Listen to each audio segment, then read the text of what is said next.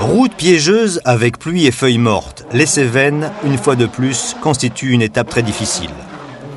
Libéré de la fameuse pression, puisque déjà champion de France, Chatriot n'est pas à la fête sur ce type de route.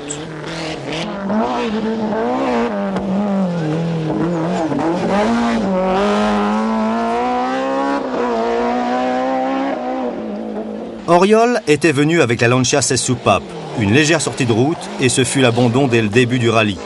Doit-on parler d'année noire ? On ne pourra s'empêcher de penser que l'abandon d'Auriol arrangeait bien Saby, mais c'est dommage pour la course. Leur confrontation aurait été bien intéressante. Ballet fera lui le bon choix de pneus pour la BMW M3. Chatriot limitera par la suite. Baroni est confronté au même problème de choix de pneus que Chatriot. Comment utiliser des propulsions hyper puissantes sur le mouillé?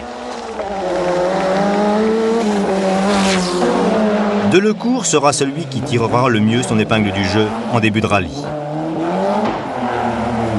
Une des dernières apparitions de Panciatici avant qu'il ne raccroche pour s'occuper du service course d'Alfa Romeo France.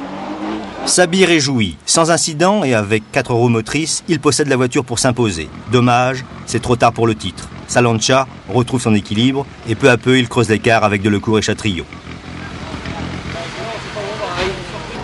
Delecourt qui reste modeste malgré son succès. La 309 n'a peut-être que 175 chevaux, mais c'est une voiture vraiment fabuleuse dans le sens où pour faire les temps avec les temps qu'elle fait avec 175 chevaux, il faut vraiment que la voiture soit parfaite, une motricité parfaite, un freinage excellent et une tenue de route vraiment diabolique. À force de jouer avec la limite, on finit comme ça. Mais tous les grands champions n'ont-ils pas commencé par des sorties de route ? Pour Saby, ça ressemble à une marche triomphale. Sur la fin, Chatriot va retrouver et du grip et des chronos. Ballet effectue là l'une de ses meilleures prestations en terminant 3e derrière Chatriot. Touraine retrouvait avec un certain succès sa 205 habituelle. Une légère sortie de route contrariera la marche de Mourgue qui reprenait du service. Nouveau succès en groupe N pour Gazot. Deleuze imposera sa Ford à l'air 5 turbo de Bonnefils et obtiendra la 2e place du groupe N. Le vainqueur, Bruno Saby.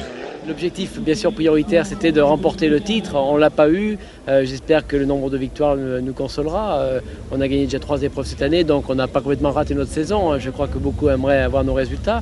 Mais enfin, si on pouvait encore épingler le Var à notre palmarès, surtout que c'est un rallye que je n'ai jamais gagné non plus, ce serait aussi une façon de bien conclure la saison.